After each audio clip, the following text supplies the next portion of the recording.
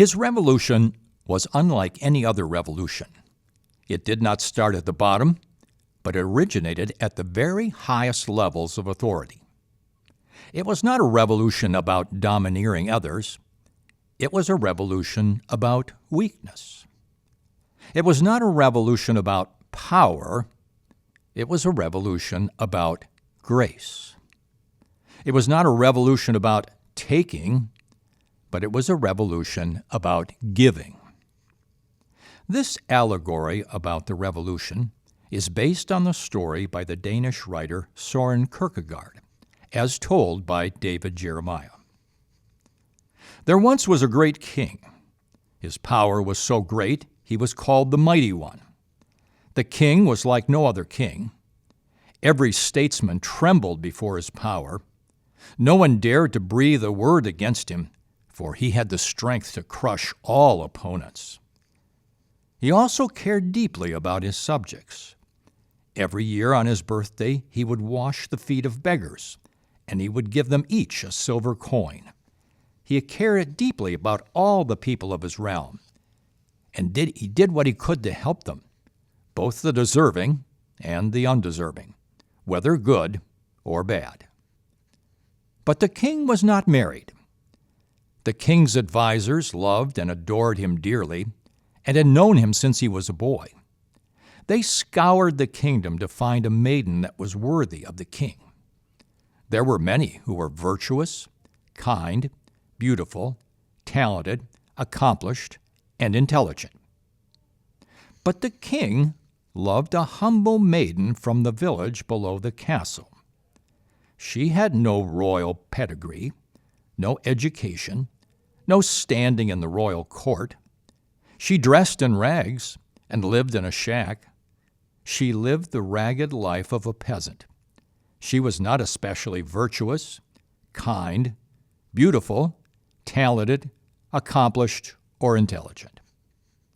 Like all of us, at times she could be mean and vengeful and selfish, but the king loved her. He loved her not because of what she had accomplished or what she could do for him, but simply because of his grace and loving kindness. How in the world was he going to reveal his love to this girl? How could he bridge the chasm that separated the two of them? His advisers told him that this would be easy. They said, "Your Grace, all you have to do is command her to become your queen, and it will be done. For you are a man of immense power, and every statesman fears your wrath, and every foreign power trembles before you. This poor peasant girl would have no power to resist. She would have to become your queen." "No!" thundered the king. "Power, even unlimited power, cannot command love." The king knew he could not force her to be present. The king knew he could force her to be present in his palace, but he could not force love to be present in her heart. He might be able to gain her obedience in this way, but coerced submission was not what he wanted. All the power in the world cannot unlock the human heart. It must be opened from within. And so he met with his advisers again. They said, "Your Grace, your Grace should try to bridge the chasm between you and the maiden by elevating her to your position. Your Grace could shower her with gifts, dress her in purple and silk, and give her and her family a royal title." Again the king thundered, "No!"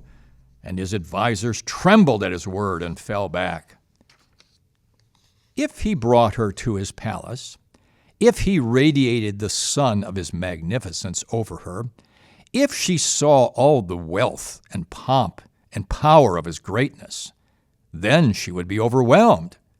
How would he ever know she loved him for himself or for all that he had given her? With a swipe of his hand, he sent his advisers away. A few days later, the king gravely called his advisers together. The king said, "There is only one way to reach the maiden that I love. I must lay aside my royalty and become a common peasant, not just outwardly, but in very nature. In shock, his advisors fell to their knees. They said, "Your Grace, do not do such a thing." One advisor clutched his chest and had to be taken to the royal infirmary. Others began openly weeping and tearing their robes. They pleaded with him not to do such an unkinglike thing. They said, "What will people say?" The king said, "It is the only way." He added that none of his advisors should in any way interfere with his plan on pain of death. They could watch, but they could not interfere.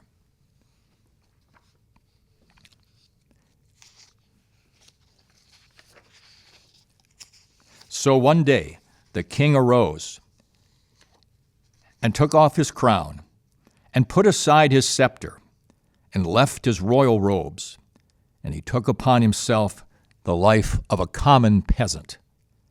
He dressed in rags. He scratched out a living. His royal hands were now calloused and bleeding, and he dwelt in a shack. He did not simply take on the outward appearance of a servant or a peasant. He became a servant or a peasant in actual life.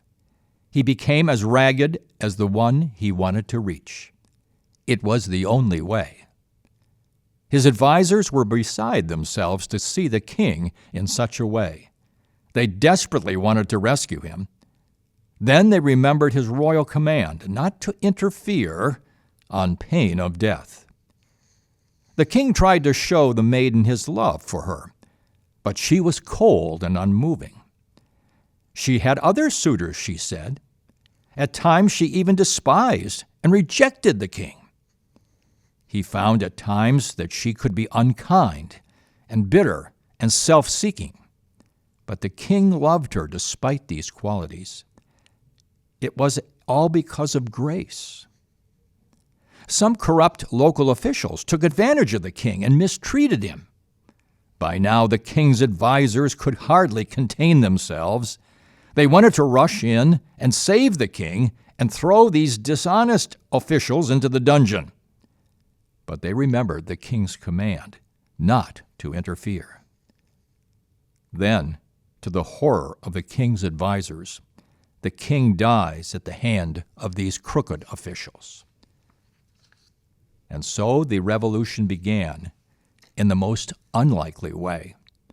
And the revolution goes on today. The leader of the revolution is the one of whom it is said, "The Word became flesh and made his dwelling among us.